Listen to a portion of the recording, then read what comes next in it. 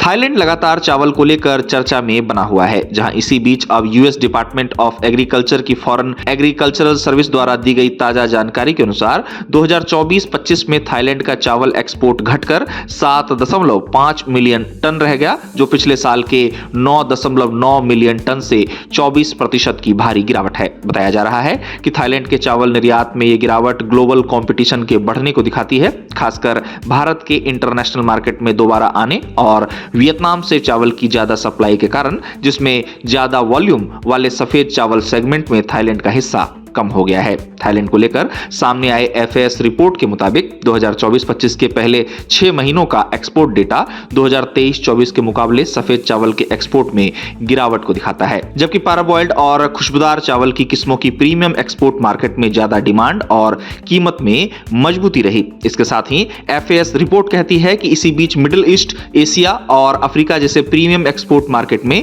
पैराबॉइल्ड और खुशबूदार चावल की किस्मों की अच्छी डिमांड और कीमत में स्थिरता बनी रही, और इससे पता चलता है कि ज्यादा कीमत वाले सेगमेंट में थाईलैंड की लगातार मजबूती रही है। रिपोर्ट में बताया गया है कि थाईलैंड को इन किस्मों की मजबूत कीमत का फायदा मिला है और थाईलैंड के एक्सपोर्ट को स्टैंडर्ड ग्रेड सफेद चावल के शिपमेंट पर आई मंदी से कुछ हद तक राहत मिली है। एफएएस रिपोर्ट के मुताबिक तेजी से आई गिरावट के बावजूद थाईलैंड अभी भी भारत और वियतनाम से पीछे रहकर दुनिया का तीसरा सबसे बड़ा चावल एक्सपोर्टर बनकर मौजूदा सीजन समाप्त करने की स्थिति में है। इसके साथ ही थाईलैंड के चावल व्यापार को लेकर एफएएस को उम्मीद है कि आगामी 2025-26 मार्केटिंग साल में भी एक्सपोर्ट का लेवल 7.5 मिलियन टन रहेगा, जो स्थिरता का संकेत देता है, लेकिन ये इंडस्ट्री के ग्लोबल कंपटीशन के कड़े होने से पहले हासिल किए गए लगभग 10 मिलियन टन के ऊंचे लेवल को फिर से पाने के संघर्ष का भी संकेत देता है। गौरतलब है कि थाईलैंड दुनिया के प्रमुख चावल उत्पादक और प्रमुख चावल निर्यातक देशों की सूची में शामिल है। हाल ही के दिनों में थाईलैंड को चीन और सिंगापुर से मिले बड़े ऑर्डर्स के कारण थाई चावल की कीमतों में